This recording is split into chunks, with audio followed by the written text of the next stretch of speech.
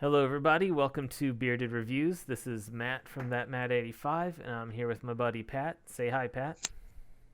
Yo.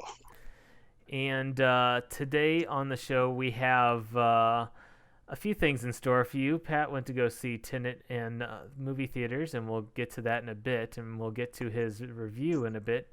But we're going to talk about Tenet. We're going to talk about theaters opening back up. We got a few other news stories.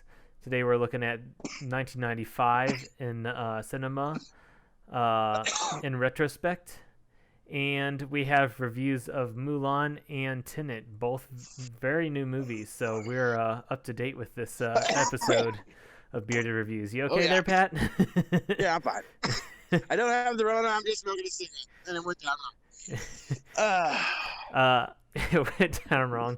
I don't smoke, so I have no idea what that's like, but I'm sure some other people out there do. We'll just call it a bad hit. Bad hit of tobacco.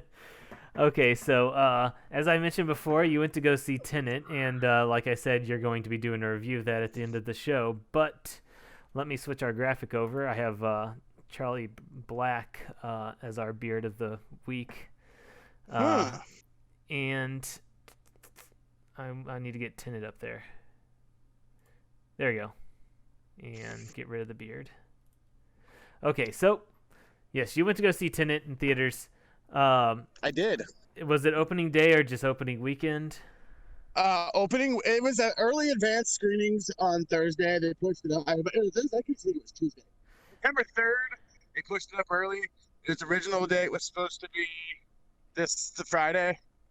That just happened, so last Friday. And like I said, we're going to get your review later, but I was wanting to know what the experience was like going back to theaters for you. How was it like? How did you feel? All that kind of stuff. Go ahead and, as well as news of how Tenet did in the box office and all that. Since you're the one that did it, go ahead and hit us with your information. Yeah. Well, first off, I went on this day last Saturday. I saw it, and I was expecting it to not be that busy, but I was expecting a little more for Tenet. I did not see the IMAX. I saw the regular screening. There may have been a bigger audience for the IMAX screening, but I went to the AMC Chesterfield out here, and it was pretty much dead zone. And it's a little weird. They didn't have a box office. I had to go to the place where you can concession stand to get my tickets, which was a little different. And you can't get your own drinks, and everybody has to wear the mask unless you're eating food. They're not enforcing that too strongly. I'm going to be honest with you with that, because I did not put my mask back on. But I was in the back row with like 5 other people in the theater, and they were all below me, very far away. So I think I was pretty safe. And anyway, it was in a lot of ways when I got into the theater, it was normal. I expected a bigger audience for Tenet. Even with the pandemic, I didn't expect it to be packed like it should have been, but I expected it to be more than 6 people. So that was weird, and the whole experience was weird with the masks and everything. But other than that, it was good to be back in the theater. It felt normal besides the coronavirus stuff. It's going to take a while before I think the audiences come back. But right now, I felt I think it's good they're open. I think it's going to take a while for people to adjust. And I think they're going to continue to have problems with making money until the pandemic is fully solved. I will say it's an odd feeling because I've done that a few times where, in my case, I'm going to very, very limited anime screenings in theater, and I show up like, man, I got my ticket early, and I'm here, and I'm showing up early just to make sure I get a good seat. And then I turn around when the movie's about to start, and there's like 2 other weebs in the audience with me, and I'm like, oh, okay. Exactly. So, so I imagine it was kind of like that. So with, I guess, this might be part of it because the theaters are throwing a big fit about companies wanting to put their videos out on video demand. Does this kind of cover their contract to make theaters happy, and now they can put it out on paid VOD? Do you think that's the case? I don't think they're going to put Tenet on paid POD until VOD until it is on DVD. No one is old school. It's been pretty clear this whole time. He's been fighting it. it's making its money internationally, so I don't think they're going to panic anytime soon. And if for some miracle, like California and New York theaters open and have its screenings, it's still got a chance to make a good amount of money at the box office. See, like 20 million is being viewed on both sides. Some are saying it's not bad considering the situation. Some are saying, oh shit, this should have made at least 60. Like they lost, like they're bigging out like they lost $40 million. To me, they're making their money internationally. It's a big hit in China. It's a big hit in some other markets. I think it's going to be a wake-up call to some theaters. We may see Black Widow and Bond and Wonder Woman pushed back just out of fear of making that money. But I think some are going to move forward because they see there is at least some money to be made. And there's going to be some movies they're going to push out anyway just to get that little bit of revenue in. But they may hold back some of the bigger ones. So going to theaters for me is mostly just a way to watch movies early. There have been some theaters I've been to where it's displayed so nicely and the sound is so nice that it's a place I would want to go back to see movies, although I have to get lucky and hope that the movie's in the right actual theater. But as far as wear a mask, as far as the theater not being packed because even if people want to go, they're leaving seats open and all that. As far as not getting your ticket at the box office, not being able to fill your own drinks, does that ruin the mood for you? I feel like for me it wouldn't make a big difference, but I wanted to, since you were the one there, I wanted to see what you think about that. Well, I've had that happen at restaurants and other places that I've gone to where I can't do the things that I usually do in those places. So I was a little bit used to it, and it really wasn't that bad. I just went to the girl and she said, "What kind of soda do you want?" And I said, "That's what I want." She gave it to me. So I mean, it wasn't that big of a deal, but it is a little weird. I think the lack of people is more off-putting to me than anything else. Like when you go to see a movie like Tenet, you kind of want there to be a lot of people there. It's a big movie, it's a big experience in the theater, and the reactions of the crowd do enhance the movie sometimes in a blockbuster like this. I will say, to me, I think that was a bigger deal than the soda machine and stuff like that. For me, there is like a line where I don't want it to be jam-packed, but I also don't want it to be empty. I want it to be moderately full, so that you have that social experience of seeing it with a bunch of people, even if you're not directly interacting with them. You're part of the crowd, part of the experience. And then I also want to be comfortable. I don't want dudes like elbowing me because they're sitting right next to me. Exactly. Sometimes it's good to see a movie alone. Like when Snatch came out like 20 years ago, my aunt and my mom went and saw The Wedding Planner with Jennifer Lopez, and I went and saw Snatch. It was one of the first R movies I could pay for in my own money, because I was 17 at the time. And there was nobody in that theater, and that was a perfect movie for it. That was a great experience. So sometimes it works out that way. Like if there was something like Tenet, a big movie, or a comedy a lot of places, like a big laugh out loud comedy, it's better when there's people there to laugh with you or like react to the action sequences or whatever. Yeah, I agree with that. Like I can't imagine going to the theater to see Avengers and having it be empty. Yeah, no, that would be horrible. Yeah, it's not the same when you watch a movie like that at home, even if you got a nice theater setup. Exactly. Being part of an experiment, it's the experience. This is not movie related, but while we're moving on, and in a similar topic, I was looking at Six Flags' Halloween Horror Nights, or whatever they call it, the Halloween nights. And I was wondering if they're still doing it. Yeah, Fright Fest. There we go. I was wondering if they're still doing it because I knew Disney shut down theirs, Universal shut down theirs.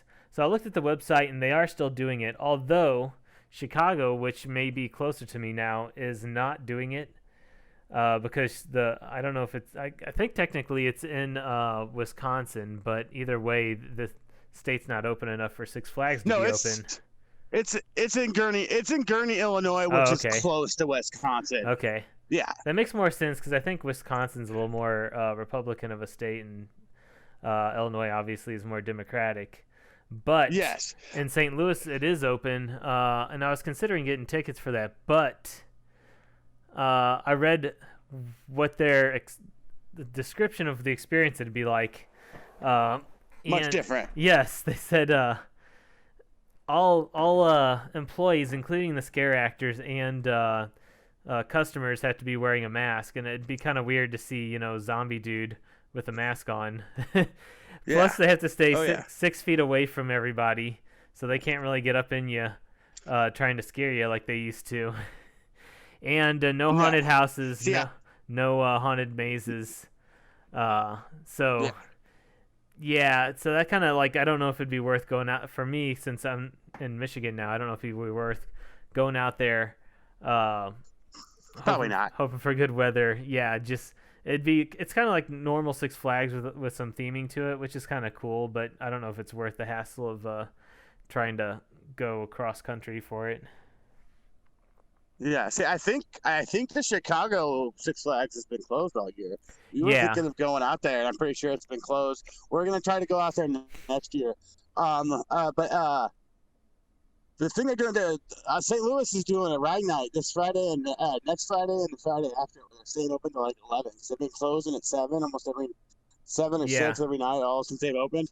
I have more shit in that than I am Fright Fest. I never really cared for Fright Fest. I'm more of I like the park. I just like the regular park, and I like the water park. Now that the water park's closed, about the only thing I have to look forward to is that open late night. So that sounds kind of fun. I do like the park. I like it being open later for that. I like the theming, not specifically a lot of the Fright Fest stuff, which I go through the haunted houses with my wife and all that. It's kind of enjoyable. But I like the corpses that they have strung up over the trees and the haunted, the scary music. Harry Potter and Beetlejuice music and whatever else they play. People in costumes. It's just a fun atmosphere. Not as much, I guess, participating in it, but just being in the park with the atmosphere is fun for me. Yeah, walking around the Fright Fest is fun. I don't like the whorehouses or anything like that. I don't really like to participate. But walking around and seeing the stuff, and you can buy I think they used to have it at the Harvest Festival in September where you could buy kettle corn. I don't know if they still do that. Ooh, I haven't been there in September in forever, but I used to love that. That was way better than Fright Fest. I do know I got kettle corn last time I was there because I love kettle corn. I was looking because kettle corn's awesome. I'm working temporarily right now. I was thinking, now's the perfect time for me to get hired to work at a haunted house attraction around here. And I don't know if they have any, and I kind of doubt that they're going to be open now just because. But I don't think they're opening them here. We've had a lot of stuff open. I don't think we're doing haunted house this year. Yeah, it doesn't. It seems like it's possible, but I don't know if they could get enough people in to make it worth the money. Yeah, exactly. I think that's why.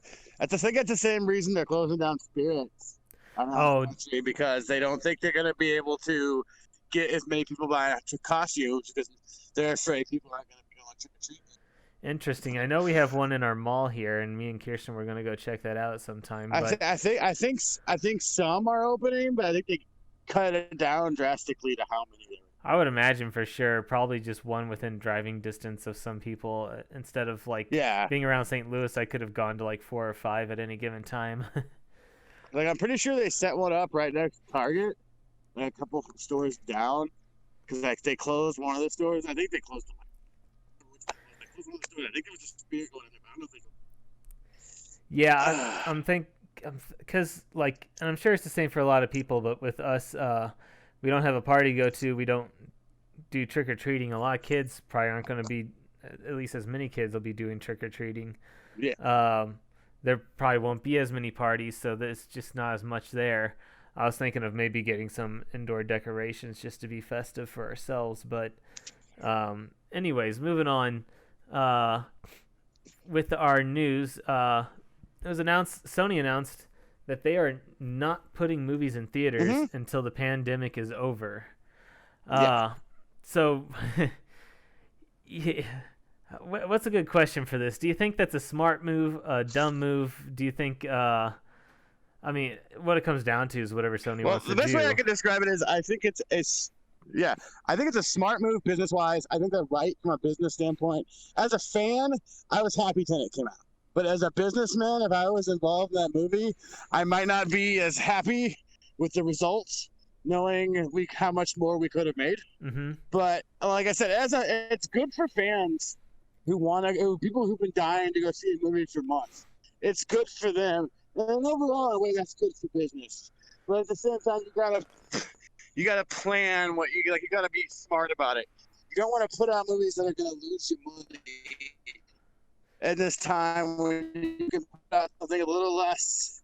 Like I think there's a lot of like lower budget movies that get pushed back, like Promising Young Woman, and I don't know if I say it's a small movie, but it's not as big as say Tenet, the French Dispatch, and a few others. You might see those get their dates pushed up or get official announcements instead of pushing out bigger movies. I think that would be a smarter business move. But who knows what they're gonna do? Like, I would think though that after seeing that Tenet was only able to draw 20 million anyway, you want to break it down. That's disappointing. So I can understand that they want to do that. Yeah, and I'm not sure if Sony is saying that they're going to do video on demand instead. I don't know what their agreements are with theaters, or if they're one of the companies that are doing that or just holding their movies. But yeah, as far as money goes, it's probably if other companies are willing to put stuff out there and you're Sony and you don't have if you're Disney, you have 50 movies on hold. You need some of them to start coming out there. But if you're Sony, you have a couple of movies on hold. Maybe a couple movies that are supposed to be really big. Let the other companies put the movies out there. See how it does. See if it's if what you're seeing from those movies are viable for you, and if the waters are being tested and not turning out positive, then maybe you hold it until things do turn around for you. Because if I remember correctly, they didn't say they weren't going to do any movies. That you might be correct there. Big movies. I'm not pretty sure. They said big movies. It might be the case too. Yeah. Like I said, if that's the case, that's a smart business move, in my opinion. Yeah, it's kind of like you might be worried that you're going to put your big movie out at the same time other big movies are coming out, and then the money's being split instead of being funneled at one of the movies.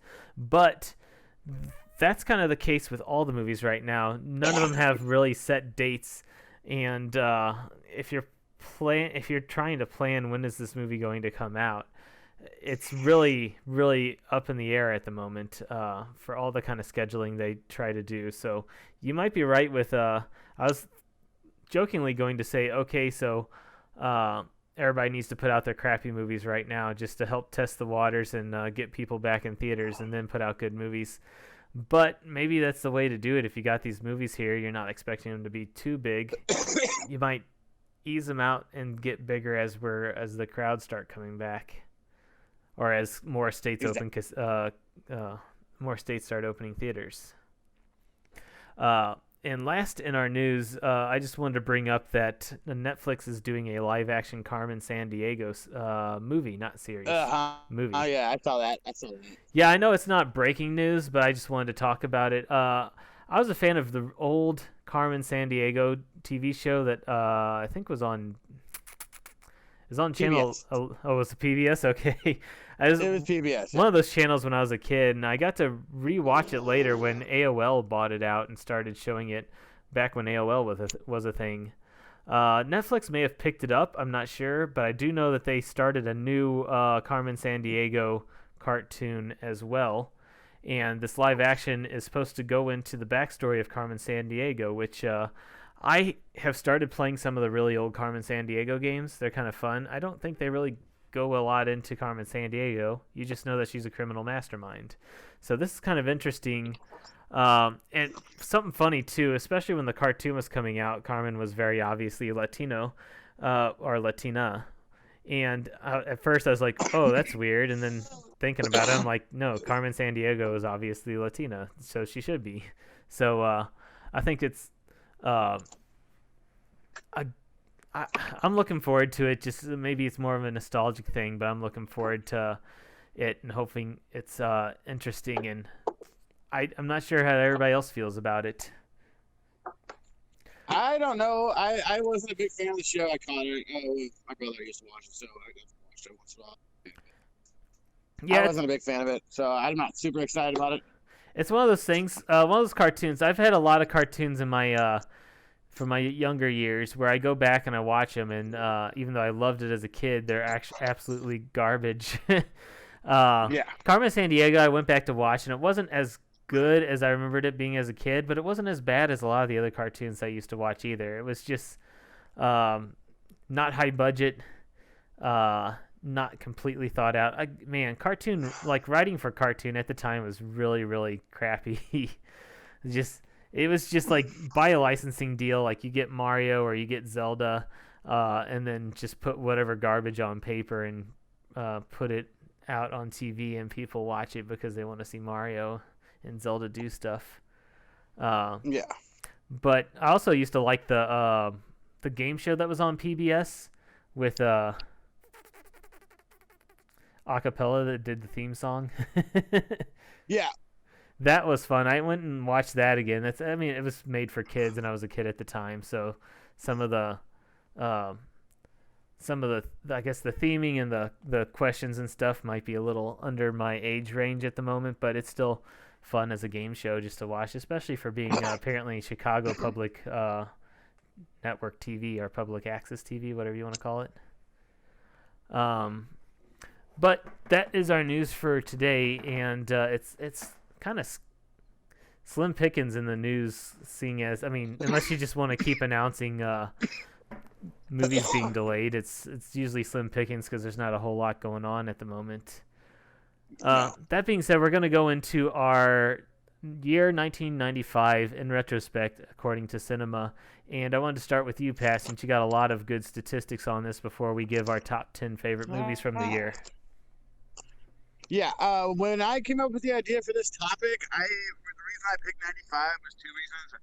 It's 25th anniversary, and two, off the top of my head, I couldn't think of movies that came out in 1995 because they kind of blurred together because I was a kid. When I looked it up, there's a hell of a lot of good movies and a really good, interesting year for film. So I thought it would be interesting to cover it.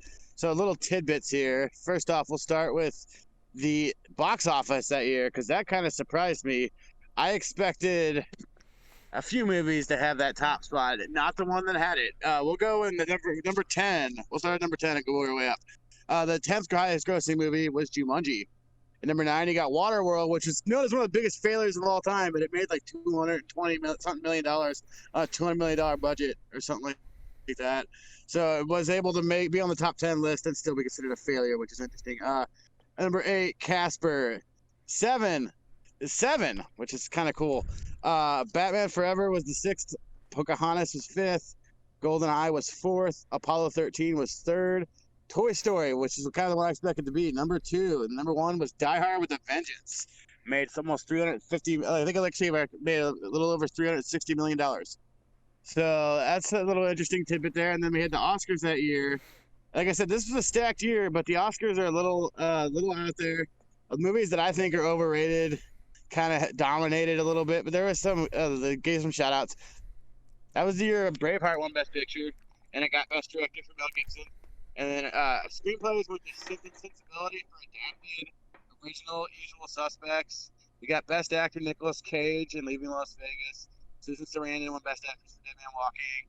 Supporting actor, you got Kevin Spacey for The Usual Suspects. Supporting actress, one of the biggest duds. I'm not trying to badmouth her, but from a career standpoint, just did not do much after this. Mira Sorvino for Mighty Aphrodite.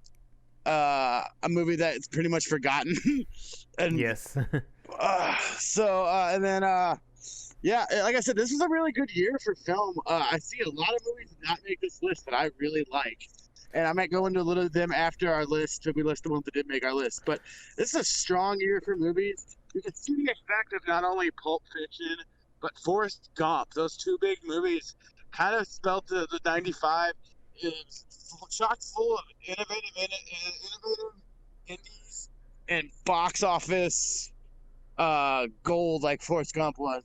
Easy, maybe not the most complicated, story, but easy to relate to stories. Like those are the 95. actually see a lot of big action movies about that. Like I said, Die Hard was the big movie, the top of the box office. Bad Boys was out. It was a big action movie, so it was a big interesting year. But if you're ready, we can start with our top 10. Do you want to go first, or would you like me to go? Well, before we get into the top 10, I just want to say personally for me, this is an interesting year for me because this is back when my family owned a video store still, so I kind of remember the movies that were coming out, what stands we had, what preview tapes we had, what was renting really well at our video store, which we had the video store before that too, but this is one of the last years, and I still have a lot of memories for which movies were out at the time. But that being said, I'll go ahead and give my top 10. These are just my top 10 favorite movies. It's hard for me to go over, especially because I haven't seen every movie in 1995, so I can only go over the movies that I've seen and that I liked. So it's hard for me to pick like the best movies critically. I'm going to go with my favorite movies, which is usually a combination of critically looking at them and then also just how they entertained me, both at the time that I saw them and at the last time that I've seen them, because several of these movies I've seen several times. So I want to start at number 10 for me is a movie called Heavyweights. You might remember with Ben Stiller's in it as the main bad guy, and I believe Kenan Thompson's in it too. And this is yeah, he is. Yes, this was a kind of a kids movie. I didn't know about this movie coming out ahead of time, but we had gotten it at the video store as a demo tape. And since I was talking about our video store, the theaters or movie companies knew that we were a video store, and they would send us copies of movies before they were released on video, usually right when they were released in theaters, depending on how they were wanting to market it. And then not only would we get these videos, we would get a lot of promotional stuff, such as posters and stands. And for Children of the Corn, we got a giant inflatable corn. Just really random stuff. I remember Space Jam, they gave us the soundtrack to Space Jam. And they'd want us to play the video in the store so people could get excited for it, want to rent it, or want to go to the theaters to see it before it's out on video. And as a video store, that just meant we got all these movies for free. Yeah, exactly. Demo tapes, though, sometimes they would cut the audio out of the video for like 10 minutes at a time every like half an hour, or they might have it in all black and white or large portions of it in black and white, or they'll always have a ribbon across the bottom that says this is a screener not for sale. I still have a ton of those demo VHSs in my parents' basement. They had different ways of making sure that you weren't copying them and reselling them or stuff. But yeah, so we got a demo tape for Heavyweights. It's a tape I ended up watching a ton. It was about a bunch of kids that were heavier set, and they went to fat camp to get rid of their fat and come back as skinny dudes. Ben Stiller was the person that was running the camp, and he was kind of a hard ass, always on them to make sure they didn't sneak candy in, make sure they were doing the different exercises they were supposed to do. And it was just a lot of fun. It was pretty funny. You got to see, like Kenan Thompson and Ben Stiller doing a good job with in smaller roles in a smaller movie before I guess either of them really started doing anything super big. I know Kenan Thompson was on Nickelodeon at the time, but I'm sure Ben Stiller did some stuff too, plus his dad is ultra famous. But it was kind of a good launching point, if not a super duper great movie, a good start to their careers in a bigger sense. But that was number 10 for me. I don't know if you know, but I don't know if you know, Ben Stiller actually directed that. That's his directorial debut. I did not know that. That's one of the movies that didn't make my list that I really like. That's a good movie. Yes. Okay. Yeah.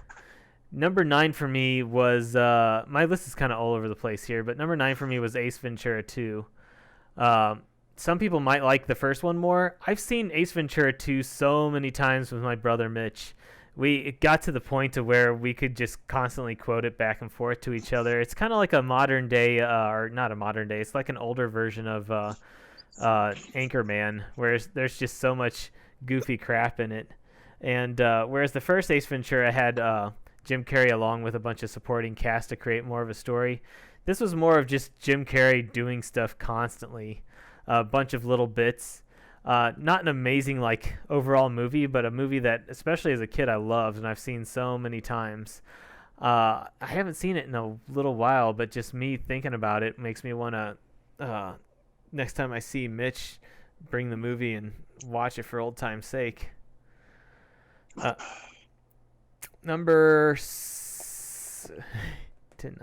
8 for me is Go ahead. surprisingly Mr. Holland's Opus. I've never seen that one. I don't know how many people fondly remember this movie. So I know, like, if you bring it up, people will be like, "Oh yeah, that was a great movie," but I don't know how many times people bring it up. When I was a kid, my parents were watching this movie a couple of different times, and I happened to just sit down and watch it with them. It's definitely not made for kids, although it's not necessarily an adult movie either. It's just a very dramatic movie, a very good tale. And even as a kid, I was interested enough in it that I watched it. I was interested enough in it to get emotionally attached in it because it's kind of a drama. And I watched it again later when I was older, kind of got more of an idea of what was going on. It's a movie I wouldn't mind watching again. It was a kind of a beautiful tale. It's called Mr. Holland's Opus, and I kind of get the feeling that the movie was kind of an opus, just kind of a artistic hit. And I don't know how entertaining it was, but to draw me into it, to feel about it, and to be invested in the characters and the story, especially at a young age where I was more invested in Ninja Turtles and Mario Brothers. Yeah. That's I feel like it did a good job.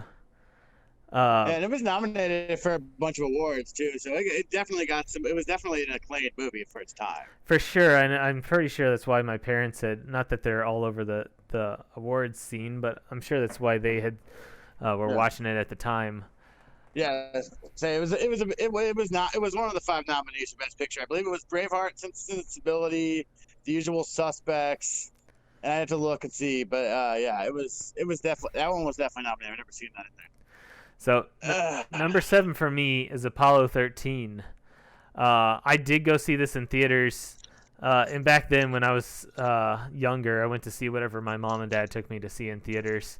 But I also remember this had a it's not really a kids movie, but it is a family movie, I guess.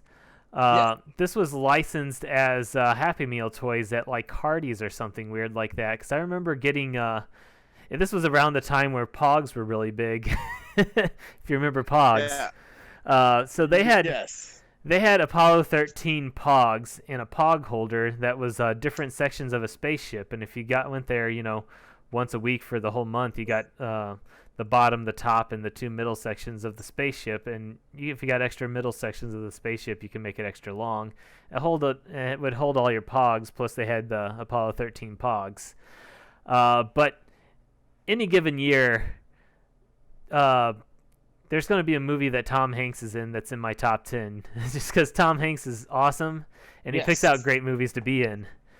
This also has Lieutenant Dan in it, as well as several other great actors. I have a feeling that somebody great directed this too, but I don't know unless I look it up, which I'm trying to do. Ron Howard. Ron Howard, yes. Yes. And Ed Harris got. Also worth noting, Ed Harris got an Oscar nomination. He was kind of the favorite upset by Kevin Spacey in The Usual Suspects.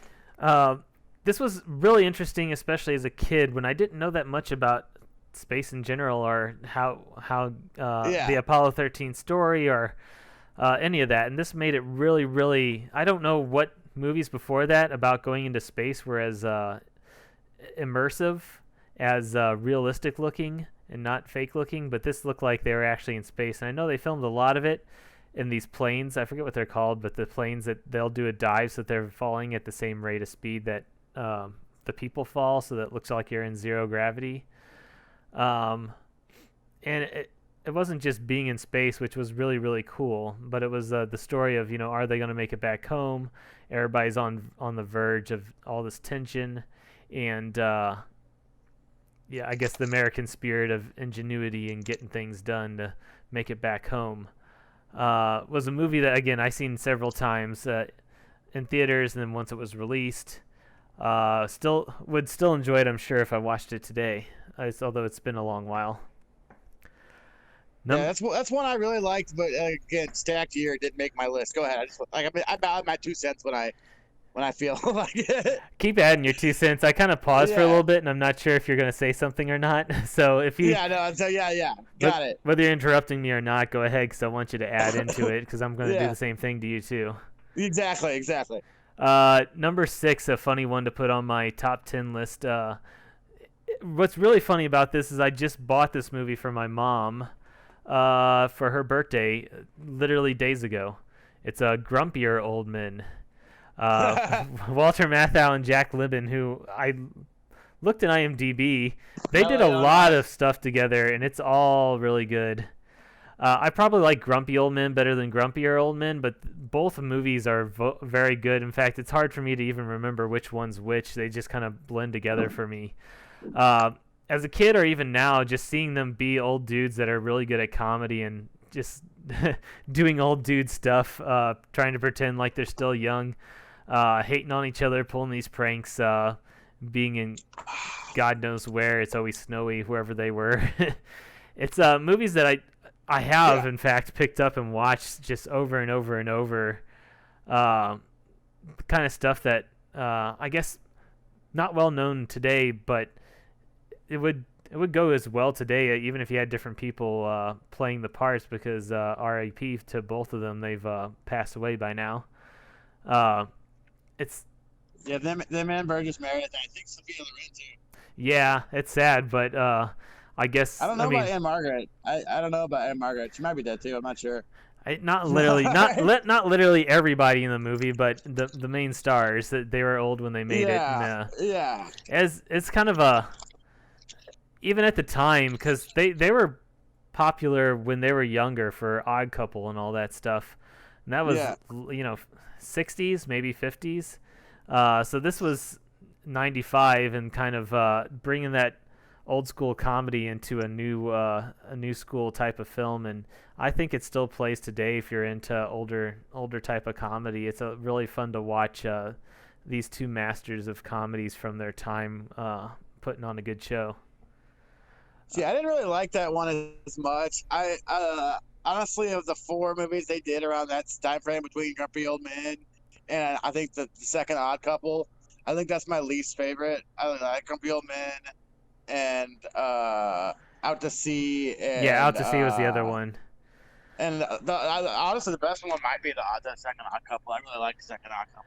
This one's okay. I don't know. It's not one of my favorites of the year. It's not the I like the original one better, but between the two, like I said, because I haven't seen either of them for a while, I have a hard time remembering which one's which, so they kind of blend together for me. But putting the two together, they're both really good memories. Number 5 for me is James Bond GoldenEye. What helps this in my mind is that I also played a ton of the N64 game GoldenEye, which isn't an exact replica of the movie. It's more of like a prequel to the movie. They add in a little bit of extra scenes, which if you take the game and the movie together, kind of makes it more fleshed out. It's not the best James Bond movie. It's the best of his 4 or 5 movies that he did, but as far as a James Bond movie goes, it gives you what you're looking for. It makes it exciting, and it's kind of funny. I saw kind of a retrospective on all these GoldenEyes. It seemed like, all of these James Bond movies, and it seemed like with James Bond as a franchise, they'll have a James Bond actor. They'll make a great movie, and then they'll kind of just coast on its James Bond. They're just putting out James Bond crap. And then it stops making money, so they have a kind of a hiatus. Then they'll hire a new actor, put out a new James Bond movie, which this was the first one here with Pierce Brosnan. It's they put a lot of work into it, make a good movie, make a good story, and everybody's back into James Bond again. The next several movies they make again just start coasting on the weird James Bond thing. It kind of goes downhill, and then they come back again later with a new James Bond. But this was the first one in this set of James Bonds. I think it was the best of this set. It leads well to the video game. A lot of spy stuff, a lot of action. I mean, if you've seen James Bond, you've seen James Bond, so not a whole lot more to say to it, but it was, I think having the video game adaptation really helps for me. The video game, because I'd seen the movie, and I played the video game for a long time, and then I played the video game first player, or one player mode, and kind of saw the story with it, and then went back to the movie to see the story play out as a movie along with the game.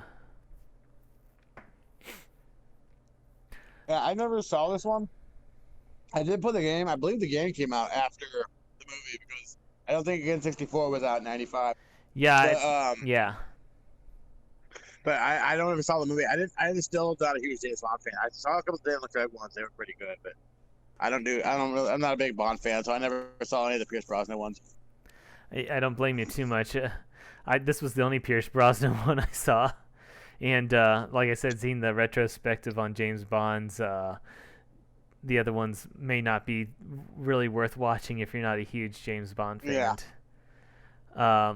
Number 4 on my list is Casino, a movie that I didn't see until way after '95, which makes sense considering how filthy of a movie it is. There's no way my parents would have let me seen it. And what's funny is I've still never seen this movie outside of the TV edit. Which is hilarious to watch.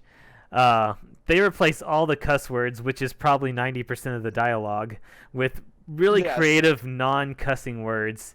It's hilarious because I know what they're supposed to be saying, and that's part of what's hilarious, but what they replace it with is just really weird. It's like it'd be like yelling at somebody. That kills the movie too. I mean, I understand. It changes the movie from being... I mean, it's still brutal, but it's also, like, it turns it from being in no way a comedy into a huge comedy film. Because you have somebody calling... If you haven't seen it, look up some of the best... there's a YouTube that has, like, the best lines from the edit, where he's calling them, like, a fuzzy butt nut or some really stupid, lame... insults instead of the cuss words that they're constantly shouting at each other. But besides that, it's a really tense movie.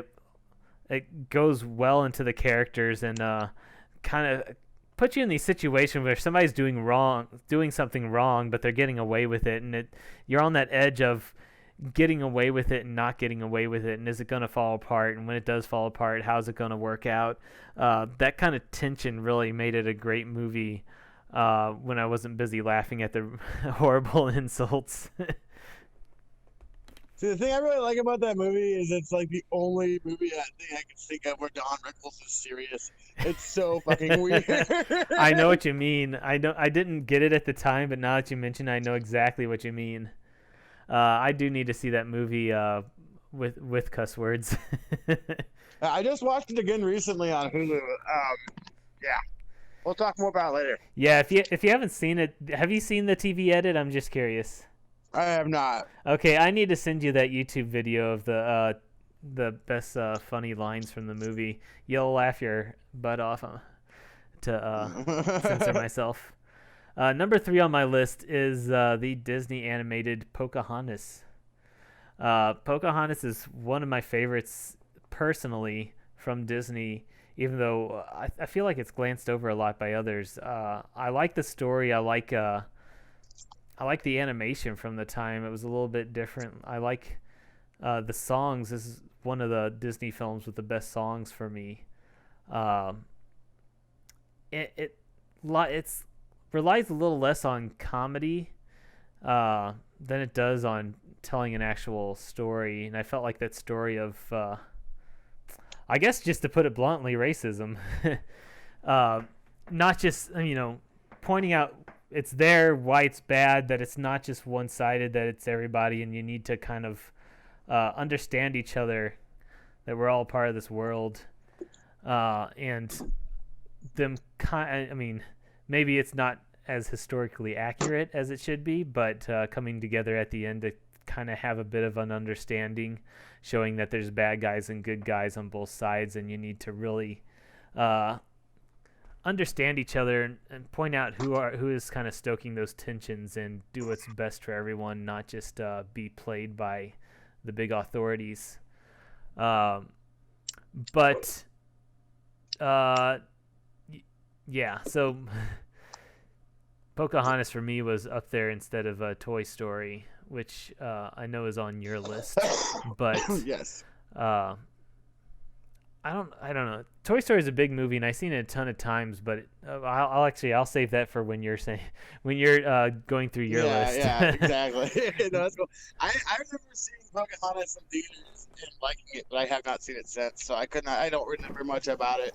I was like 11 the last time I saw it. So, but I remember I liked it as a kid. Oh my lord! I just realized I wasn't doing our images the whole time I've been doing this, so I'm gonna catch up. There's Pocahontas for you guys. Sorry, guys. It's not a big deal, anyways. But I'll keep up with it for now. I'm a little too into my list to pay attention, I guess. Okay, so number 2 on my list is Jumanji. Also came out in 1995. This is a movie I've seen so many times, especially as a kid. But I've seen it a couple times not too long ago either. It's seems to be on TV every once in a while. And of course, they've made the spiritual sequels with the newer Jumanjis lately. Both, well, at least I haven't seen the newest one, but the re-release one wasn't that bad at all. I liked it a lot more than I thought I would.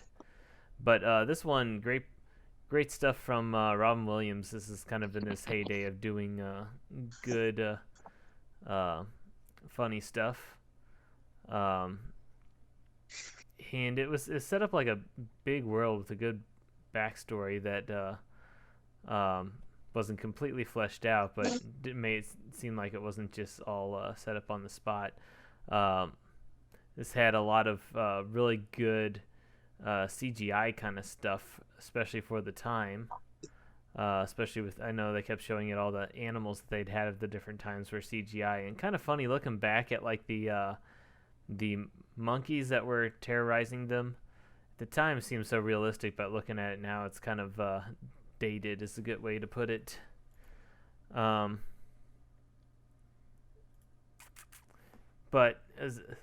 it's a funny movie, very entertaining. It's got a little bit of horror in it. It's got world's going crazy kind of stuff. I think it had Richard Allen Greer in it. Just a movie I look fondly upon. I think probably still holds up today. Huh? And Yeah. number 1 for me, you might find surprising, but number 1 for me would have to be, if I can pull up the picture for it here. There we go. Mortal Kombat, the movie. Kind of funny. Mortal Kombat 2 was so bad that Mortal Kombat 1 suffers from it, and that's not to say that Mortal Kombat 1 was a perfect movie, but at the time, I was so into Mortal Kombat, so much. That was my big thing at the time. And when the movie was coming out, I was so into that, and I kept checking, is this going to be R-rated? Is it going to be PG-13 rated? Checking the screening times when it's coming out, making sure I have my ticket pre-ordered, and got to see some fun martial arts stuff. Very, very true to the video game series. It wasn't like some of the adaptations they do now, like Sonic, where they tried to make some sort of other story out of it and everything. They had the characters looked the same, could do a lot of the same stuff. They had a fighting tournament that they were a part of to save the world. That's pretty much what the video game is. It had some fun characters. It had an amazing techno song for its theme song. And I got it not too long ago on Laserdisc. On Laserdisc, it had a creator's commentary track, which this is one of the first movies to do that, and Laserdisc was one of the first formats to do that before DVD came out. they had a lot of interesting things to say. This was one of the first movies that really used Thailand as a place to film movies at. There's beautiful beaches and wildlife, and it's more common nowadays using Thailand again. They also really researched the characters, the type of martial arts they should know, and having hired martial artists that are proficient in those types of martial arts. Had them kind of choreograph a fight scene that would fit the kind of styles that they're using instead of making it overly cinematic. And originally, they weren't even going to put in the sound effects and everything. They weren't going to do the cheesy, super close-up shots that a lot of martial arts films do. But after they had shot it originally and watched the clip, it was a good martial arts fight, but it lacked the impact that the movies usually bring. So they went back and shot some of the cheesy close-ups and put in the sound effects again. But it goes to show how much they really went into designing this movie, how much they cared about it. It wasn't something really thrown away, which again, Mortal Kombat 2 was a little more of a throwaway. But lots of really fond memories of this movie. I still like watching.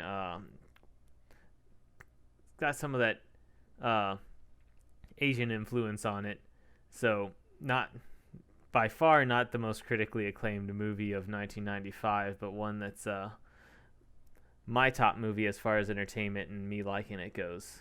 But that's my that rounds out my top 10 for 1995, and I'm curious to see what exactly you have on yours and what order that it's in.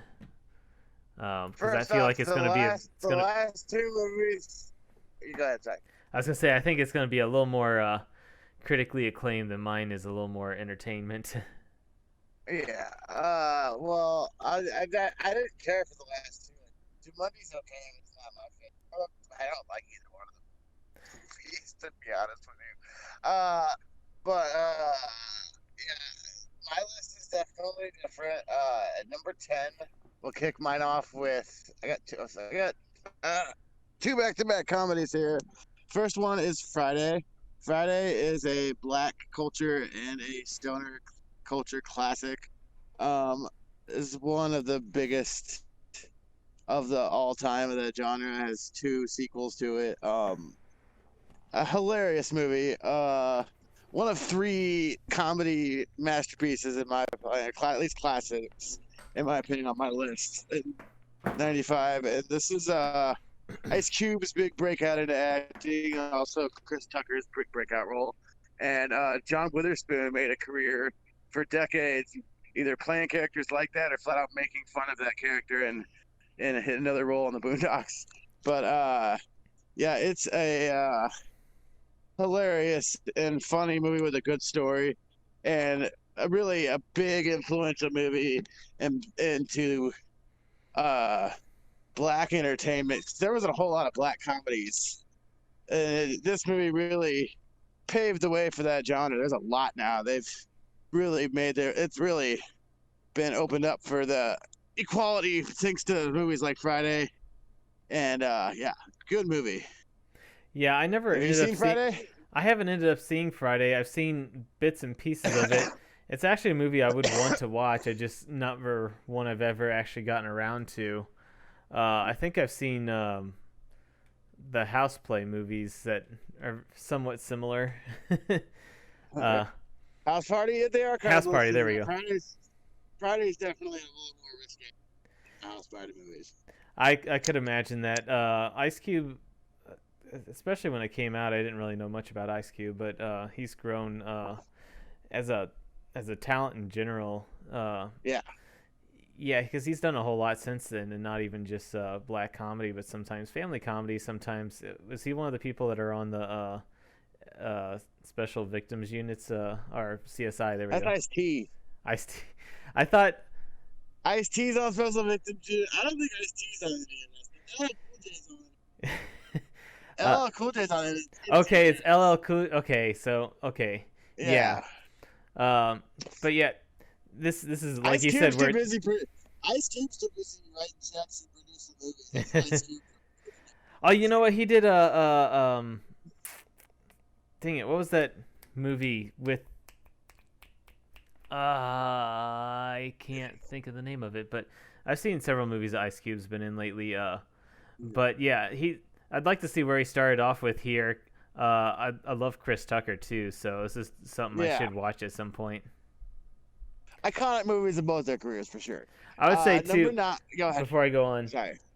Go I'm ahead. told, and I don't know if you agree or not, that I have a big stoner sense of humor for, especially for not being a Yeah. stoner. So I feel like this would be up my alley. Yeah, it probably would be. I think you'd enjoy it. It's not too silly. It's got a story to it. It's all centered around one day. It's Friday. Oh, Uh, yeah. makes sense. Uh, yeah. Okay, I'll go on to number 9 if you're good. Yeah, go ahead. Mm, Number 9 is Billy Madison, another comedy classic, a different comedy classic. This is less of it's definitely got stoner aspects, even though I don't think they actually smoke weed in it. But it's silly. It's kind of like Monty Python meets SNL is the best way to describe it. It's just goofball comedy. It's a man-child classic. Adam Sandler's first big movie outside of SNL. I think it was the first movie he shot after that came out after he got fired from SNL. It skyrocketed him. It also has Bradley Whitford before he got the West Wing. I'm trying to think. Probably one more. Oh, Steve Buscemi has a small role. There's a few cameos. It's just silly goofball fun watching Adam Sandler go to school with kids and try to get a fortune that he really doesn't deserve or earned, but you love him because he's stupid and ridiculous. It's classic Sandler at really the beginning of his iconic career outside of SNL. I Have you ever seen that? I did see this movie probably around when it came out, and I remember very little about it. It's not to say I didn't like it. I just haven't seen it since, and it hasn't left a big impact on me. But it was around. I think Happy Gilmore is the Adam Sandler movie I really really liked. I do See, remember parts of this though. that was part of two big movies. I didn't see Friday till later. Friday's a movie that I saw from '95 that I saw like in my teenage years, and that's when that became a grow on me. But I saw Billy Madison and another comedy coming on the down ranks a little higher. They were both big, impactful movies for me as comedy. I still have a soft spot in my heart for Billy Madison. Anyway, my 8th movie is a little different. It's very dark. It's almost in ways it feels like you're watching like a snuff film, but it's very innovative filmmaking for me. And the story behind the movie is actually more interesting than the movie, but the movie is very good in my opinion. It's called Kids. It's a very controversial movie. It almost got Miramax, almost ruined Miramax. It they had so many priests and unions trying to release, not even make sure it didn't go out before they hadn't even seen it before it was even a shot of that movie was put out. Just because it was an NC-17 movie about kids having sex, they wanted it shut down, and it's a very controversial movie. It's everybody who there's no.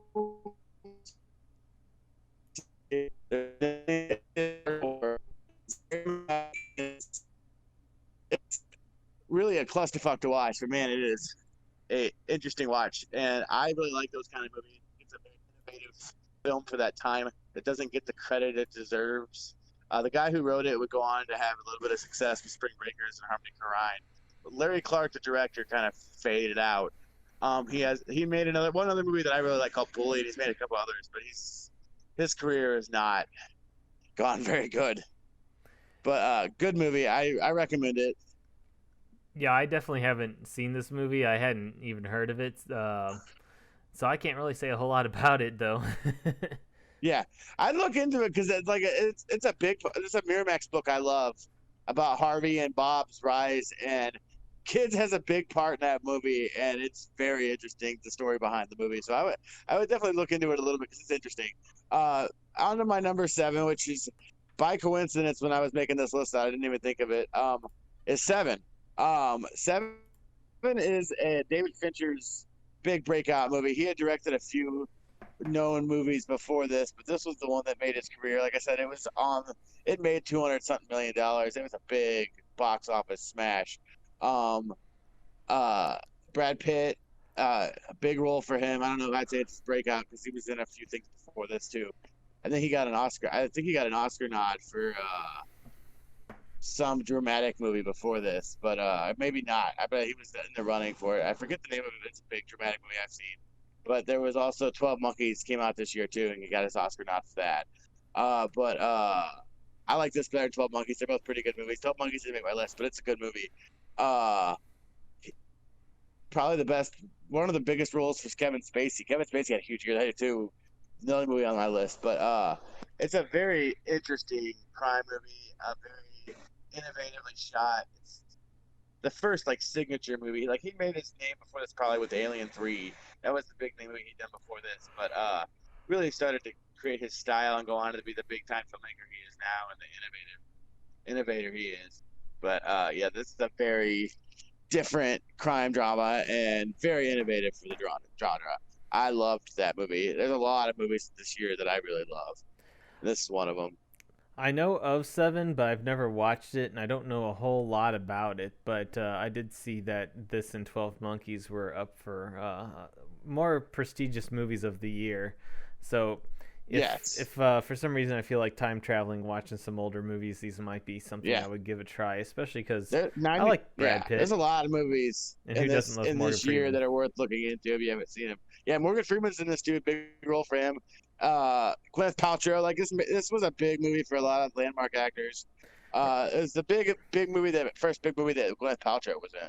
Around this time, Morgan Freeman was in like a lot of Oscar award winning movies. A lot. Like Green Mile. He was in Green Mile, wasn't he? Shawshank Redemption, is that what I'm thinking of? Shawshank he was in for sure. He was on, I think that's 96. He was in the he's in Driving Miss Daisy. He was Unforgiven? Yeah, Unforgiven, that's what I was thinking of. Just a lot of movies all around this time. Yeah, he was. For sure. But yeah, so I hadn't seen Seven, so again, I can't comment a whole lot on it. Yeah, I got you. We'll go to number 6, which is the other comedy master classic on the 95.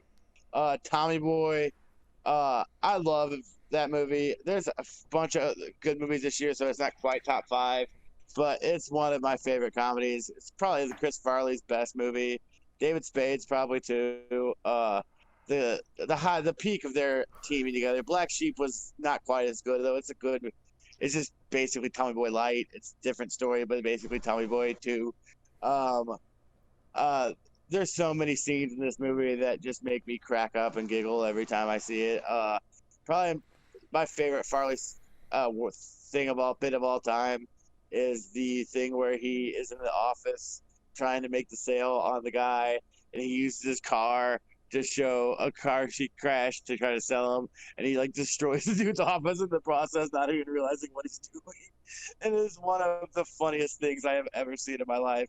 Just Farley riffing on this guy's desk, and it's oh my god, just honestly, just seeing like Farley's facial expressions in this movie will crack you up. He doesn't even have to talk. He's so good in this movie. The highlight of his career, probably. It's so sad that he's gone, but watching that movie really cheers me up every time I watch it. I love Tommy Boy too. I think it probably would be like a number 11 on my list. I was considering it and seeing. I had to put down when I was making my list. I put down all the movies that I'd seen from that year and just started picking off. Okay, which one do I think I like the most, and which one do I think I like the second most? Tommy Boy was like, I was considering putting it in there a lot. I just never ended up getting to it. But that's also a movie I've seen a lot of times. A movie I love. I was, especially at the time, huge Chris Farley and David Spade both fans of both of them, and they work so well together in a lot of movies back to back. I think this probably was Chris Farley's best movie, although I like his cameo in Wayne's World too. Yeah, I did too. Yeah, I think it's the second Wayne's World he's in. Oh god, it's so funny. Yes. But him and Spade were one of the greatest comedy teams of all time. It's sad they didn't get a longer run. because they could have done a lot together. Yeah. Uh, yeah. And then I guess we'll go on to number 5 if you don't have anything else. No, that's fine. Okay, gotcha. Let's see. Number 5 was. Sorry, I had to think for a second. Gotcha. Okay, number 5 is Casino. A movie I ranked a little higher, about as high as you did, about the same. It's not Scorsese's best work, but it's a fun watch. It's different. It's a little longer. It drags on a little more than some of his movies. Other movies do. It's not hit the longest he's made. I don't think it's not the hardest to watch, but it is a little harder to watch. Say Goodfellas. But overall, good film. Sharon Stone's probably my favorite Sharon Stone role there. She got an Oscar nod. I don't think Pesci or De Niro did. They probably both deserved one. Like I said, not their best work, but a damn good watch. I think my favorite part, besides what I said about Don Rickles, is I love the Pesci. I'm gonna go spoil it because it's a 25-year-old movie. This Pesci death scene is fantastic, and anybody who's seen Raging Bull or Goodfellas and knows the history with Joe Pesci and Frank Vincent in film, it's kind of Frank Vincent's revenge, and it is fun to watch because of the history too. I don't know if you know the history. I don't think you've seen Goodfellas or Raging Bull. You need to see it to understand, but good shit. Like, damn, one of the better death scenes of Scorsese's movies. Maybe not the better movie, but a damn good death scene. Yeah, I've already talked a bit about this when it was on my list, but it was just thinking about it again. It's kind of like there's a lot of moments in the movie where I'm just, well, first of all, you get invested in the characters because the acting's so good, the character development's so good because the writing's good, the dialogue's good, the story's good. So you get invested in these characters, and they just put you in them in situations where you're just like, oh God, what is he going to do? And they don't just do it. They tell you they're going to do it. They lead up to the scenes of where it's happening, and the whole time you're just like can't look away but don't want to watch at the same time. And they don't pull their punches. They make it happen, and they make it bloody and gruesome. Yeah. See, like the Joe Pesci character in that movie is a total piece of shit. Yes. But the performance is so good, you care for the character, even though you know he deserves everything he's getting. Yes. It's still a hard watch. Yes. That's what really brings me into the movie there so much. And yes. There'll be some point where I'm like, usually after I turn the movie off, where I'm like, why did I care so much about that? And I'm like, if I don't get into movies that easily that well, so when it does, it leaves a mark on me. That's a gift of Scorsese too, especially with the dark dramas. He makes you care about his movies pretty much every time he's out there. He makes you care about the characters and everything. He's a god at that. Tarantino is the same way. Yes, but anyway, I'll move on so we don't. This episode isn't like 5 hours long. But number 4 for me is Heat. It's a movie I have seen it once completely. I saw bits and pieces watching with my dad when it came out originally, and then I saw it at a party. I want to say like 10 years ago, and I remember liking it. And then I went and I watched it recently. I watched it last night.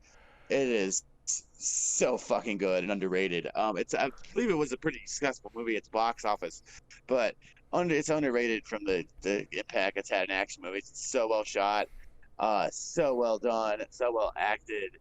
Just everything about this movie is fantastic. It's a thrill ride, and some of the best action scenes from that era and that decade in that movie is so different. Michael Mann really brings a different view to the action movie. He's more of a dramatic actor who has action aspects in his films usually, and this is like his first big movie. He had had a few before this, but nothing as big as this, and kind of went on to become a more success in his later years with Ali and Collateral, Miami Vice, Public Enemy to a lesser degree. Made some money, but didn't do very well critically. But yeah, a very good action flick if you haven't seen it. Bank Heist, probably the best bank heist movie I've ever fucking seen. Outside of maybe Dog Day Afternoon, which is also very good movie. This is a movie that I have heard of, but it just gets lost because I haven't seen it. But in It's my mind, it gets lost with the other kind of mid to early '90s yeah, action movies. Uh, it's stat cast, dude. You got De Niro, Pacino, Kilmer, Tom Sizemore, Natalie Portman as a kid. There was another big name I can't think of off the top of my head. yeah, that's what I I'm just seeing watched it too. here. It's It's a stacked cast. I mean, we just talked about a movie with Robert De Niro from the same year, and Yes, De Niro had a big '95 from a quality standpoint for sure. Casino was considered a little bit of a flop, though. I think it was successful at the box office, but it didn't deliver what I think it was supposed to. is more successful in its TV run with the cuss words edited Yeah, out. yeah. uh, but I'm not as huge into Val Kilmer, but Al Pacino, Robert De Niro, in a bank heist movies I like is a little genre that I seem to always like. Not that I seek them out, but whenever I see them, like even the bank Yeah. heist scene in Batman is a little part of the movie where I'm like, oh man, they're escaping or they're getting it in, they're getting the money. So I think bank heist is a little niche genre that I like. So this would be something I'm See, this interested in is watching, but nothing that I have actually seen. yeah. See, Kilmer is an underrated actor for me. I actually am a fan of his work. He's made some stinkers, I'm not gonna lie, but he's also done some underrated stuff like this and Wonderland and I forget the name of the Tweaker movie he did that I love. I can't think of the name. It's been so long since I've seen it, but it's a really dark movie that made no money, but it's so fucking good. It's him and Vincent D'Onofrio. I can't think of the name, but I'll come back to that later. But yeah, Val Kilmer's underrated for me. When he's given the right role, he was great in The Doors too. That's another one that I really loved him in. Yeah, but I'm a huge Doors fan. I think he killed Morrison. I'll go on to my top three. Try to finish this out quickly. Mm-hmm. But you can still add your 2 cents. I like that. Anyway, number three for me is Toy Story. A movie that one of the first Disney movies I could never just flat out falling in love with. That was like of my generation because I had watched a lot of the old ones my mom introduced me. I would say this is actually the second one behind The Lion King. Um, love this movie. Love the story. Love Hanks and Alan's chemistry, even though it's voice of the two characters. It's perfect. It's classic cowboy. It's like cowboy and Indian '90s version with a Indian version with an astronaut instead of an Indian because there were no Indians at this point. Yeah. It's unknown, but you know what I mean. Yeah. It's better. It's less racist. Yeah. At that point. But I love the whole thing with them being stuck at the kid's house with the who destroys the toys. And the one of my all-time favorite Pixar scenes is the scene where all the toys come at Spike and freak him the fuck out. Like that to me that's amazing. I watched it a couple years ago and I still got it. And I love the whole I haven't seen the fourth one yet. But I remember one of my favorite things I got to do was I got to take my nieces to go see that with my mom. I got to go and enjoy that and to watch that Toy Story 3 with them. I thought that was a lot of fun. I enjoyed that a lot, getting to take them to go see that. Enjoy it with them because we had raised them on the first two. Like I watched those two a lot, so they were into the series as much as I was. I thought that was cool. But I would say Toy Story 3 is probably my favorite, but this is my second. Toy Story 2 is good, but it's not on that level of those two. But yeah, I love that movie. It's definitely, like I said, that's one of the first ones I saw. That's probably the second one I saw in theater. Fell in love with behind The Lion King. Yeah, you might be surprised. I liked Toy Story. I liked it at the time. I don't think it ever left as big of an impression as some of the other Disney films, which is why it wasn't on my list. I never ended up seeing the second one. I've seen the third and the fourth ones. Again, good movies. Yes. The first one's probably the best out of all of them. It had the original idea, and they've expanded upon it. But yeah, I don't know what to say. Like, it has a bunch of good bits. It has a bunch of memorable scenes. I've seen it a bunch of times. I don't have that entertainment factor as much as some of the other films. As much as I like it, and it's something I go to watch over again it's something I liked as a kid. I don't know if it just didn't stand out as much as some of these other films to me for whatever reason, but that would be again another close to my list, probably number 12 under Tommy Boy. Just didn't Yeah, end up making my list of the movies that I liked from the year. yeah. No, I feel yeah. It's different taste too. Like we could definitely tell by our list we have different tastes, Yeah. and do we like different things more than some other stuff. But the next on the list is a movie I doubt you've seen, which you probably heard of. The Usual Suspects, starring Kevin Spacey and Benicio del Toro, and a few other big names are in it too. Peter Gabriel, or I think it's no, shit, it's not Peter Gabriel. This Lynn Gabriel, I think is his name.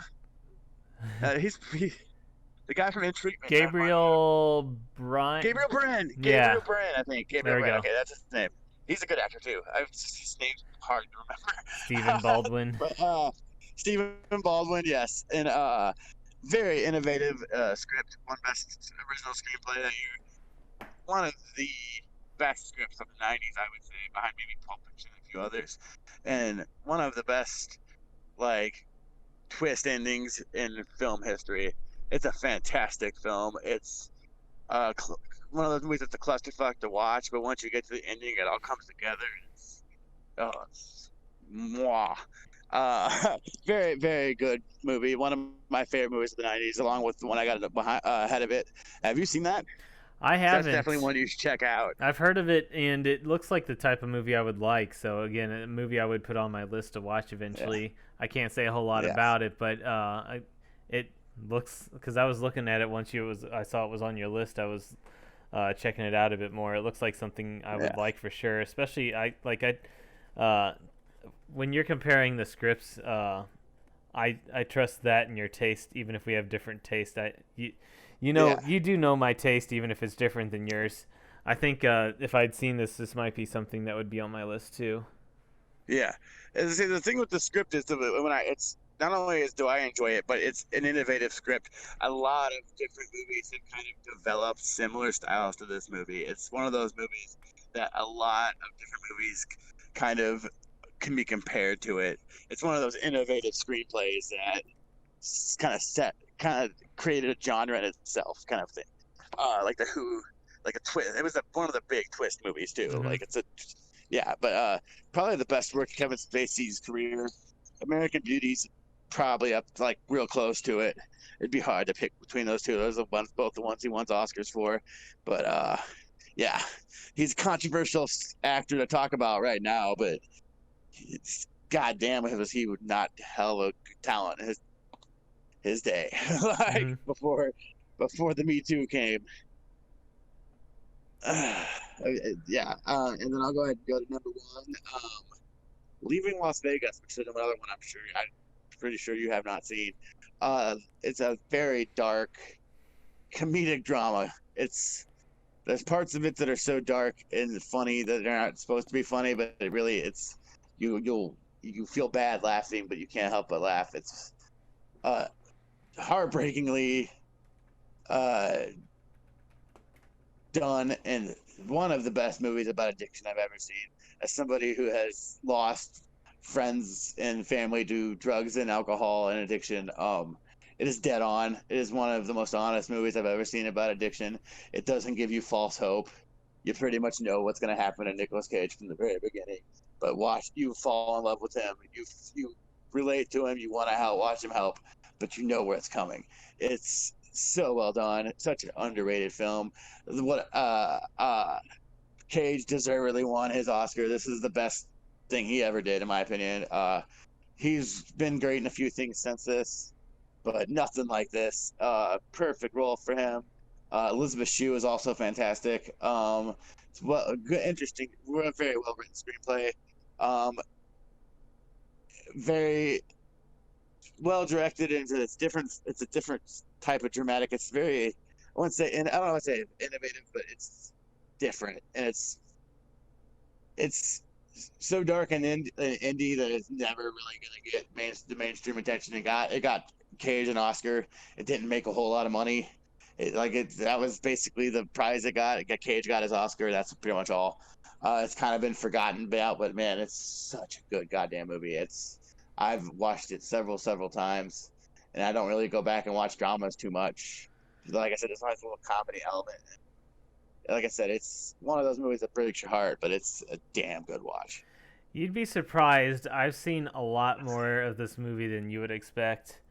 Uh, Oh, you haven't seen the whole thing though? I haven't seen it all the way through. I've seen a lot of it, but I haven't sat down and watched it all the way through. It's so fucking good. This is also at least one of my cousin's favorite movies like ever, and that might have changed now, but uh, at least around the time, it might have been a little bit afterwards. I know this was his favorite movie, which is part of why I've seen a lot of it too. I haven't seen enough to really comment on it because, like, I've seen scenes, but I haven't seen enough to put together like the whole story. So I kind of know what it's about, what you're saying. And this was around the time. Well, even though this was around the time that I hated Nicolas Cage, I didn't dislike him when I was watching him in the different scenes of this movie. Not that he probably didn't deserve my hate either at the time. I just, for whatever reason, didn't like Nicolas Cage, although it's completely opposite now. I love Nicolas Cage. In fact, I'm planning on going back and watching his movies. He's hard to hate for too long, man. Yeah. I've had phases where I don't like him very much either, but he's hard to hold a grudge against. No, like, if you want to see him in a funny... God, he's such an interesting person. Just the roles he's played, the things he's done, the way he plays the different roles. Him with long hair trying to be Superman for whatever reason. Just so much. Him wanting to be Batman. Yes. He wanted to be Batman and Superman so bad. If you haven't seen it, look up the Andy Samberg impersonation. He used to do impersonation of Weekend Update, and there's an episode where Nicolas Cage is on there. So it's Andy Samberg and Nicolas Cage next to the real Nicolas Cage, and it's fucking amazing. I think I do need to watch that. I was just listening to a different podcast that was talking about Disney live action remakes, and they were talking about the Sorcerer's Apprentice, because he was in Sorcerer's Apprentice, and they're talking about that was an awful movie, but that was. Yeah, I need to watch a lot of Nicolas Cage's movies. I need to go back to where he started, even if they're not good, and watch them. Yeah, he's done a lot. He's done a lot. And the thing is about this year, there's a lot of movies that I could have. There's like at least 5 or 10, like 10 movies on this that I could have put on this list if it was a different year. Like it was such a 12 Monkeys, Clueless, Bad Boys, a plethora of movies this year. Not that I loved it, but Babe Pig in the City was the first Babe was Babe. That was a big movie. It was Best Picture now. If I remember correctly, the Best Picture category that year was Braveheart, which won, Mr. Holland's Opus, Sensibility, Apollo 13, and Babe. Yeah, people loved Babe. That just shows you where the Oscars were in '85. And I know I loved Kid in King Arthur's Court at the time, too. I haven't seen that in forever, though. Yeah. But I guess that'll wrap up our 1995 in retrospect, and I think this was pretty fun, actually. If it may have gone long since we split this episode in half, I don't even know how long we've been talking, but... That's okay. We still got reviews. Yes, I'd like to do this again. Maybe not next episode, but I'd like to do a different year in retrospect. It's a lot of fun. You can pick the next year, buddy. It's your turn. Go for it. We should. Yes, I'll find a year that I liked. We'll go from there. Yeah. But we're gonna go into our reviews. As I've said earlier, these were new reviews again, now that we've had a few new releases that happen to come out around the same time, so we're keeping up with the times here instead of going back into the vault. I reviewed and watched Mulan, the new live-action Mulan that came out on Disney Plus, if you paid $30 for it, which, by the way, is pretty expensive, but I knew enough people that wanted to watch it that we could split the cost, so not that big a deal. This was directed by Nikki Caro, who also directed Zookeeper's Wife and McFarlane USA, both, at least I know McFarlane USA is also a Disney movie. Starring Yifei Liu, which is, she's only done Chinese films, so I don't really have anything to list that anybody's ever seen. And Donnie Yen, well, Yifei Liu is basically the star of the movie. Everybody else is very, very secondary, but Donnie Yen is in this, who was in Ip Man and Rogue One. We got Jet Li in this. We got the dude that played the Chinese consulate from the Rush Hour movies. Basically, anybody that you know that's a Chinese actor besides Jackie Chan is in this in some role. So the story of Mulan is basically that she is the daughter of a family that has no sons, and we'll go into the differences between the live action and the animated version later. But in this movie, she happens to have a sister too, but still, the family has no sons, and this is during a time of war. The Hun, which are kind of like nomadic tribes from Tibetan area, are invading China. The Emperor of China has initiated a draft where each family gives one man from the family to the army. Because the family has no sons, the father is going to enlist even though he is old. Instead, Mulan, who is a bit of a tomboy, takes the family armor and horse and rides off to the training camp. At the training camp, she poses as a man and is able to go through training camp while becoming one of the best without being discovered as a woman. The Hun is the invading force, and they show up. Mulan plays a big part in defeating the Hun. She sees that a part of the Hun goes to the Chinese capital instead, instead of fighting in the war. So she they kind of escape the defeat that they took. Mulan returns to her forces after chasing them down and exposes who she is, that she's a woman, which is a no-no. It was supposed to be only men. And they are okay with it because she made friends and was such a good soldier. So they're okay with it. So they all go to the capital. They fight the Hun that was there in the capital and save the emperor, save China. And Mulan is accepted by the emperor and basically the nation. Another part of this movie too, specifically this movie, is that the Hun have a woman who's also really powerful and is a witch. They explain it that different people have certain amounts of ki inside them, or the kind of powerful energy. And the witch is able to use that ki to do things such as turn into a hawk and different animals, and has a couple different powers. Mulan also has this ki within her, and that's why she's a tomboy and is able to pull off a lot of different feats that people normally aren't. But in this film, it's kind of shown as different kind of kung fu in the same kind of way that, like, say, Crouching Tiger, Hidden Dragon has the kung fu, wire fu type of filming. Let's see. So, yes, after rescuing the emperor, he offers her a lead role in the Chinese army that she turns down because she wants to go back to her family and apologize. So she does, and she's accepted by her family in the town. And then the army tries to go after her again, and she says that she does want to join. She just kind of, to wrap it up, says that she lives as a general in the army for the rest of her life, or whatever the case may be. So the first thing that people will notice is that there's differences between the live action and the cartoon. I'll go over some of them really quick here. Mulan has a sister in this version, which I'm not really sure why. It doesn't add much to the story or replace anything from the original. She's just there at the beginning, I guess, to juxtapose that Mulan is a tomboy and is doing a bunch of boyish stuff instead of the girlish stuff, such as just trying to be cute and learn tea ceremony and get matched up. Whereas her sister does go through all that and is much better at it. They had kind of showed that her dad was in the army and proud of her that she was kind of carrying on the martial arts tradition, but also knew that she wasn't supposed to be doing that. So I guess this is just showing that Mulan was special, not that everybody from her family is special like that. Um, there are no sidekick characters in this movie.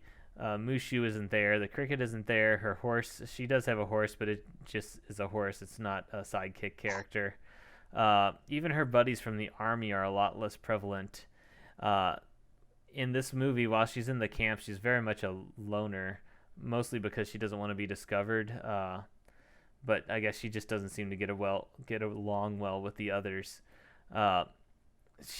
In the movie, they in the cartoon they make friends really fast, and they're kind of like comic relief characters. But in the movie, they're more of just kind of people who are I guess kind of bullying her a little bit in a kind of a friendly way, trying to get to know her a bit, but she's distancing herself. Before they go to fight the Hun, though, they become friends. They're in a circle, kind of talking about their futures, thinking they might die. So it's a little bit different there. She doesn't really have much of a love interest, even though I think it's Shang is there. Again, Shang tries to become friends, but they aren't really friends because she's distancing herself. So that kind of love aspect isn't there too much. It's a lot less comedy in this film, whereas the cartoon has a lot more comedy with the comic relief characters, the sidekick characters, and just funny situations that they add into a lot of the Disney movies, especially from the time. This film is shot a lot more like a Chinese cinema is shot, as far as camera work, but also as far as how the script is, how the characters are, how the story goes. Sorry. It's a lot more of a serious film, a lot more focus on sexism, not necessarily being like, hey, everybody's so bad because of sexism, but just showing that women had a defined role that they were expected to fulfill, and it wasn't a powerful role. It was a behind-the-scenes subservient role. And Mulan was different. She overcame the odds and had to, I guess, earn her spot, and when she did, she was accepted, which, again, I'm not sure exactly if that's how things went in real life, but that's how it's going in the movie.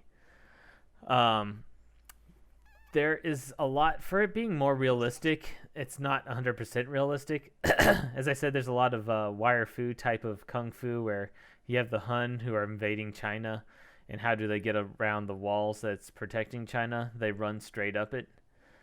Which isn't very realistic, but this is martial arts, so they're able to do a few things like running straight up a wall. Going into kung fu, you have the witch that can turn into a bird a lot of times and can shoot thunderbolts a few times, I guess, in a specific fight.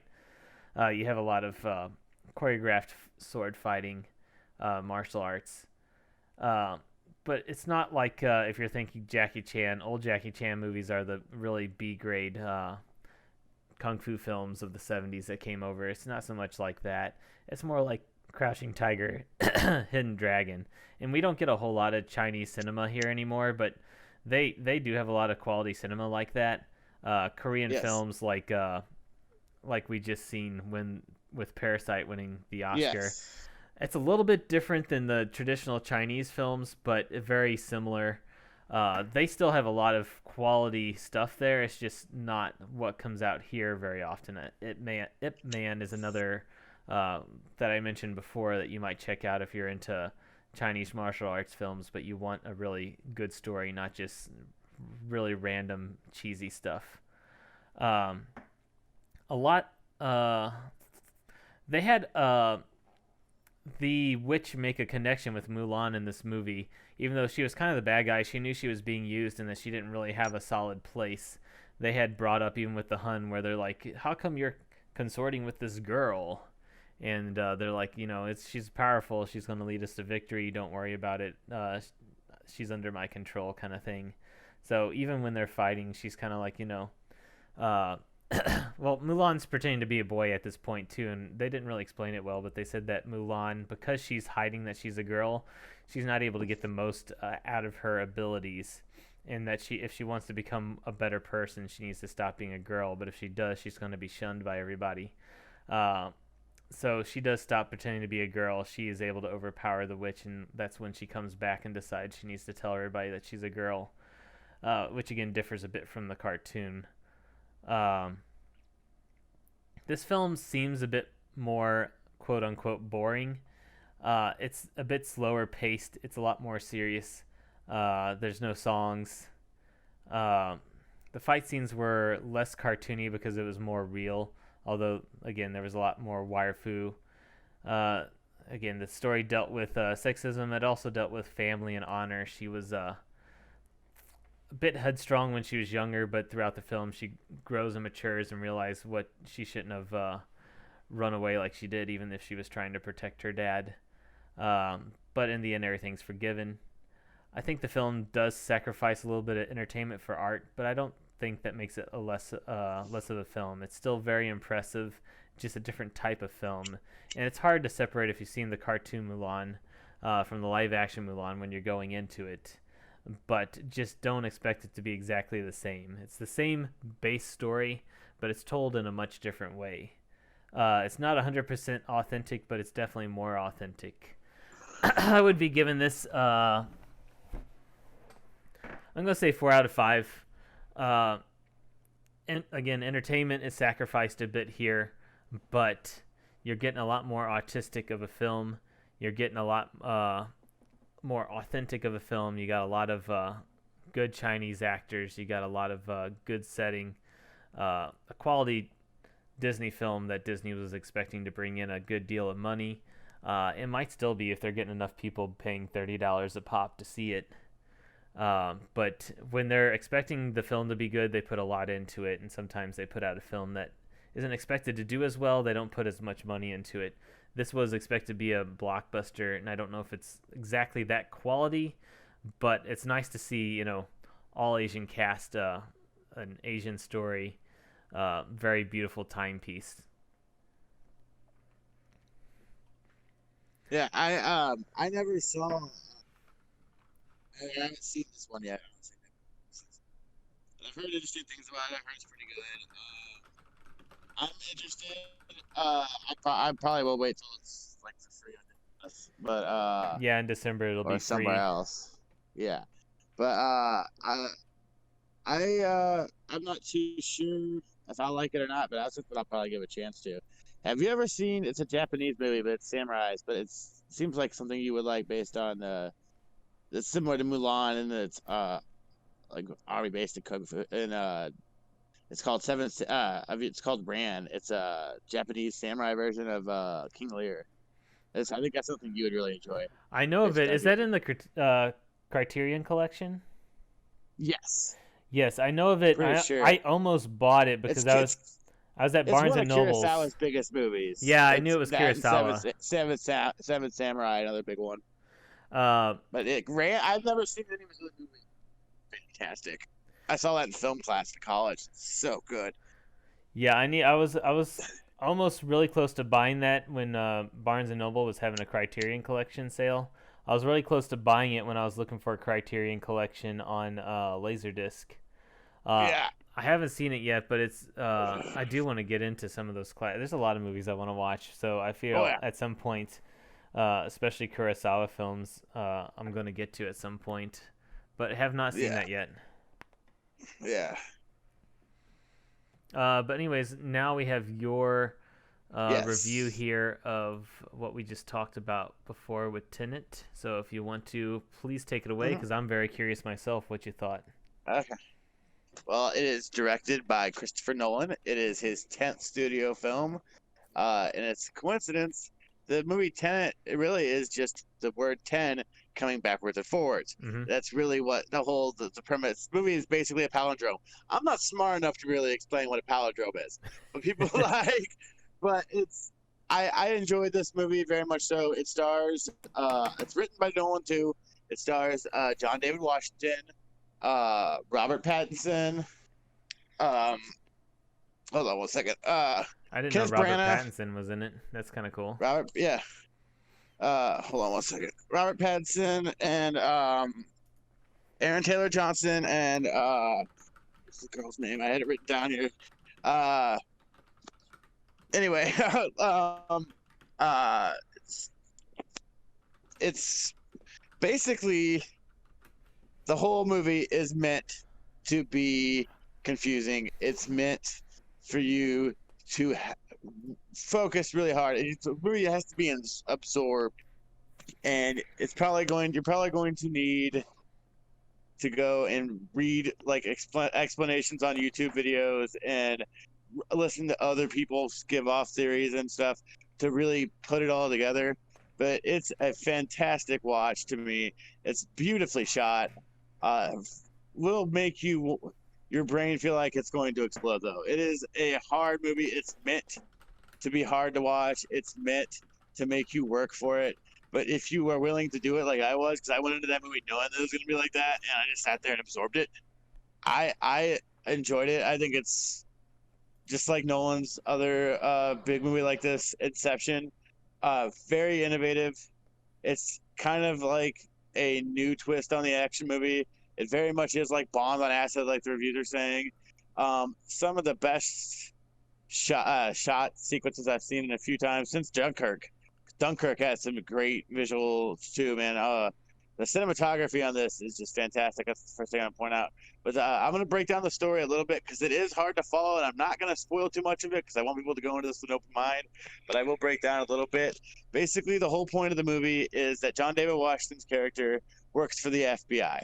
And in the beginning of the movie, you see him on a mission.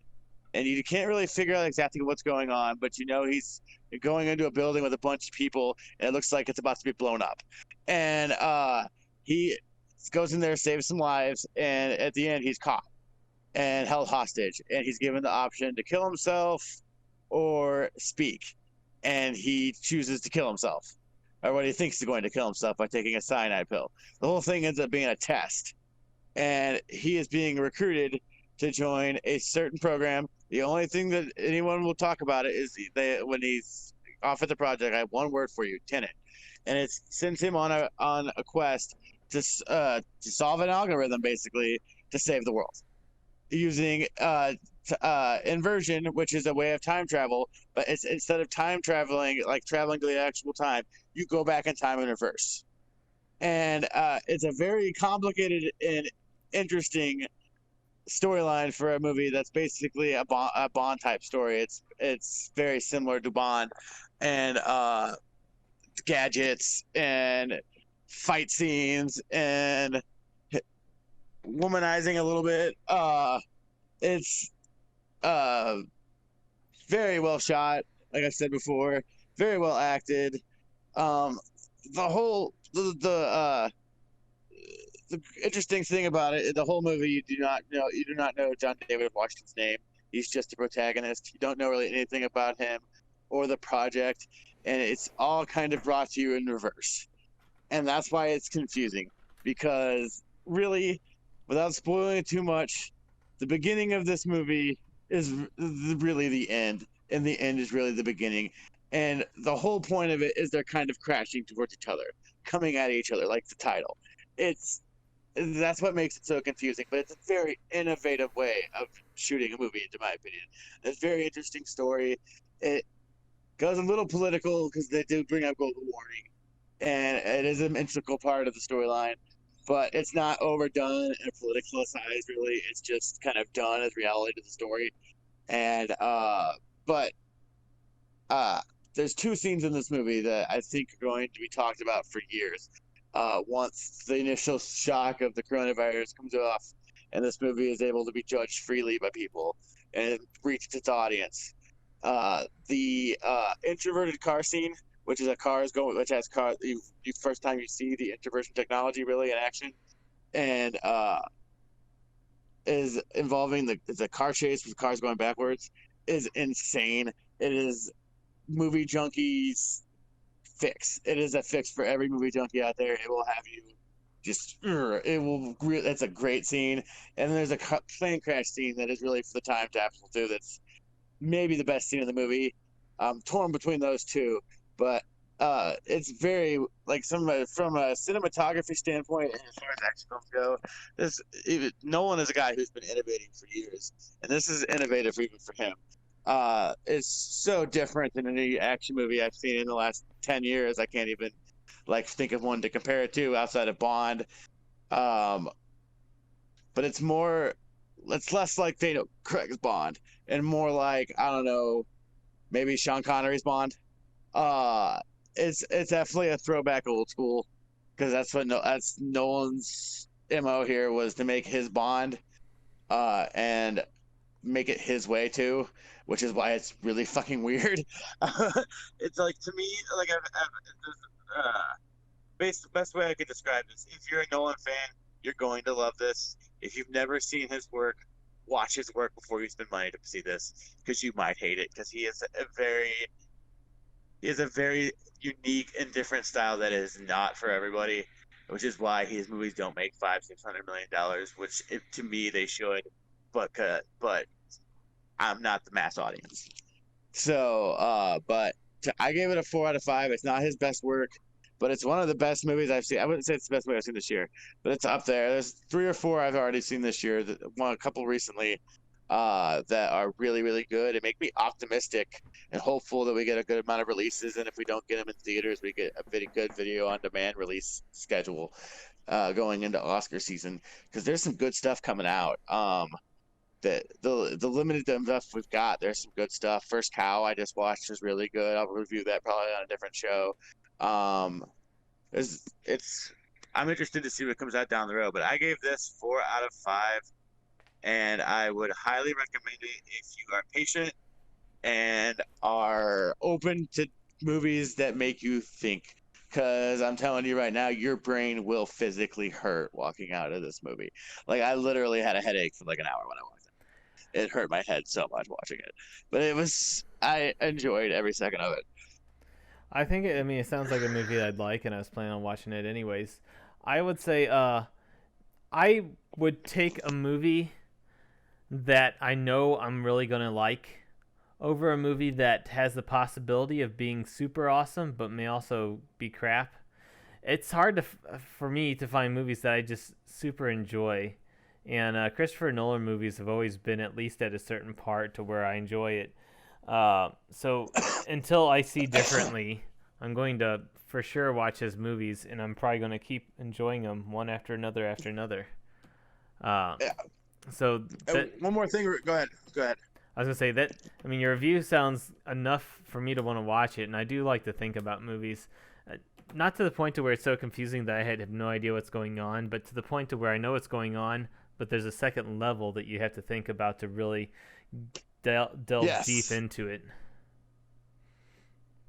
Yes, and the other thing I don't think it really did justice in the review. The cast is fantastic here. There's a lot out here. There's a lot of time between Oscar time. We will have some Oscar contenders apparently coming out. So, they're still doing an Oscars as of right now, and they pushed it back so they can have screenings in time. But this is a movie that I think may get some attention and should get some, definitely, for John David Washington. If he doesn't get nominated, he should be in that hunt. I would still say Delroy Lindo is the man to beat this year, but John David Washington is fantastic in this. That is a movie star ready to break out. After Black Klansman and his work on Ballers, this guy is more than proven he's ready to be the next big thing and fill his daddy's shoes. Because I don't know if you know that's Denzel Washington's son. And he is at his best here. And he's already built a good career in the last few years of Black Klansman and Ballers. So, because I think he got a few award nominations for Ballers. He should have if he didn't, because he was fucking fantastic on Ballers. Yeah, for a lot of actors, what you need is somebody to give you that chance. Once you've had enough chance and you've proven that you're good, then you start getting those 90% of the roles that go to people just because they're proven to pull in money instead of people that specifically fit a role or do a specifically good job. There's a lot of actors out there that could easily do these different roles. They just don't because, luck, I guess. Yeah, and they had our Pats to fill in that movie star quality and our Pats, and that's why my nieces and my sister-in-law went and saw this. Something they would never see, but they went and saw it because I think because their mom likes Robert Pattinson. I could see that. Yes, I could see that. Yeah, they had no idea what was going on, but they went and saw. So we're gonna wrap up the show today with that, and we'll be putting together a show for next time. If you're watching this on YouTube, well, everybody's watching this on YouTube because we're not streaming it. Uh, because you're watching this on YouTube, let us know if you've seen these movies, what you think of them. Let us know what you think of 1995. If there's any big movie that we missed that you think is just the bomb from 1995. Yeah, join in on the discussion. And leave a thumbs up if you like this, of course. Subscribe if you want to know when our new episodes are coming out. And check out Twitter at ThatMatt85 to find out anything else that's going on with Bearded Reviews or anything else that I'm doing. So thanks for joining us. We'll see you next time. Say goodbye, Pat. Peace.